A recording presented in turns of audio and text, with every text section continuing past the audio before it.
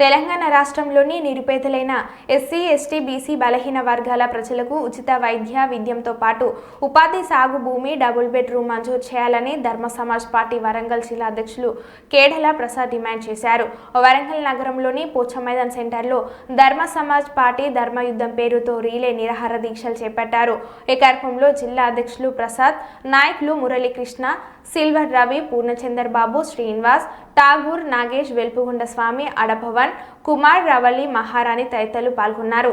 ఈ సందర్భంగా దీక్షలో పాల్గొన్న కేదాల ప్రసాద్ మాట్లాడుతూ రాష్ట్రంలో నిరుపేదలైన ఎస్సీ, ఎస్టీ, బీసీ వర్గాల ప్రజలకు ఉచిత విద్య, వైద్యం, ఉపాధితో పాటు అర్హులైనందరికీ 4 గదుల ఇండ్లు సాధించేంత వరకు ధర్మ సమాజ్ పార్టీ ధర్మయుద్ధం చేస్తుందని ఆయన తెలిపారు. తెలంగాణ రాష్ట్ర ప్రభుత్వం తక్షణమే ధర్మ సమాజ్ పార్టీ చెబుతున్న 5 గ్యారెంటీలు అమలు చేయాలంటూ వారు డిమాండ్ చేశారు. सावित्रीबाई फुले जोहर, महात्मा ज्योतिराव फुले जोहर, मान्यश्री कांशीराम जिंदाबाद धर्म समाज पार्टी जिंदाबाद धर्म समाज पार्टी कावाली विद्या వైద్య ఉపాధి భూమి ఇల్లు మాకు కావాలి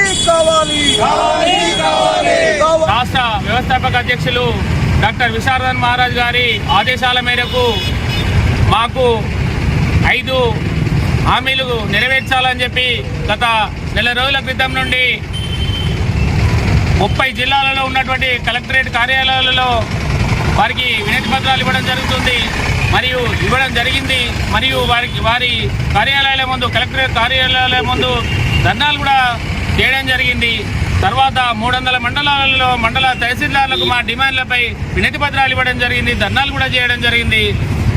ఆ తదుపరి గత సోమవారం నుండి ఇక్కడ మేము రిలే నిరాహార దీక్షలు చేయడం జరుగుతుంది.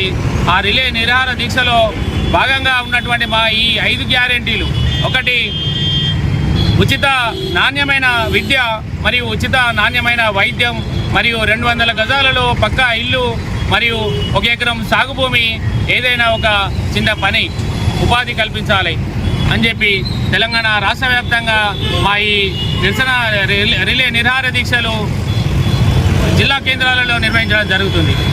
అందులో భాగంగా మేము ఒకటే చెప్తున్నాం, కేంద్ర రాష్ట్ర ప్రభుత్వాలు కొన్ని వందల స్కీములు పెట్టి ఉన్నోడిగా ధనవంతుడిగా అవుతున్నాడు, బీదవాడు ఇంకా బీదవాడుగా అవుతున్నాడు. చిన్న చిన్న వ్యాపారాలు రోడ్లకెచ్చి రోడ్ల మీదకి వచ్చి వాళ్ళు 100, 200, 300 రూపాయలకు మన 60 రూపాయల పనులు అమ్ముకోవడం, చిన్న వ్యాపారాలు మరీ ఘోరమైపోయింది పరిస్థితి. ఉపాధి లేక, విద్య లేక, ఉచితమైన విద్య లేక చాలామంది వాళ్ళు విద్య ఉంది కానీ నాణ్యమైన విద్య లేదు. ఈ హాస్టళ్లలో మాకు జరుగుతున్నటువంటి ఇప్పుడు ఫుడ్ పాయిజన్ లేదు. దీనికి కారణం అంటే సరైన ఆహారం పెట్టలేని పరిస్థితుల్లో తెలంగాణ రాష్ట్ర ప్రభుత్వం, కేంద్ర ప్రభుత్వాలు ఉన్నాయని చెప్పి నేను ఈ సందర్భంగా డిమాండ్ చేస్తున్నాను. అంటే హాస్టళ్లలో బతుకుతున్నటువంటి వారికి వారు మనుషులు కాదా? ఈ మానవ హక్కుల ఉల్లంఘన ఇంకెన్ని రోజులు జరుగుతుంది? మా ఈ ధర్మ సమాజ్ పార్టీ ధర్మ యుద్ధం చేస్తుంది ఈ 5 న్యాయాలపై.